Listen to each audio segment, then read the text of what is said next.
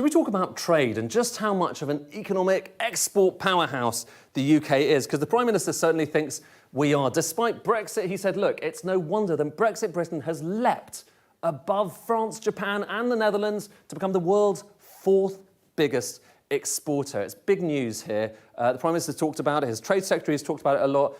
And it left me wondering, do the numbers actually stack up? OK, so I looked at the very data set they were talking about. This is showing you the ranking across the world of different countries by how much they're exporting in goods and services. Services is important here because the UK is a big services powerhouse, things like financial services and so on. Look, we were down in 7th place in 2021. Now look at 2022, and it's true. We leapt up above France and the Netherlands into 4th place. Fantastic news, but it did get me wondering, what happened, if that's 2021 and 2022, what happened in 2020? So I looked up the numbers, and here's what I found. Actually, in 2020, we were in 4th place. And that, again, posed another question. Are we often in 4th place? Is it not actually something new?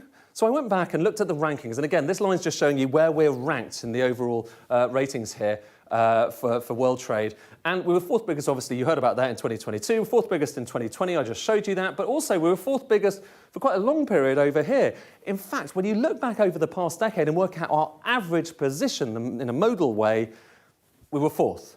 So there is nothing new about it. We were 4th before Brexit, and we bounced around to be 4th recently. But I did wonder about one thing, OK. Over here, what happened here in 2021? Why did we fall quite so much? That was the biggest we fell ever. Was it down to Brexit? Was it down to something else? And what I found is quite interesting. The background here is the UK is a big importer and exporter of gold. We're not actually kind of mining it here. We're just bringing it in and sending it out. It's part of our financial system, but it does distort our trade figures.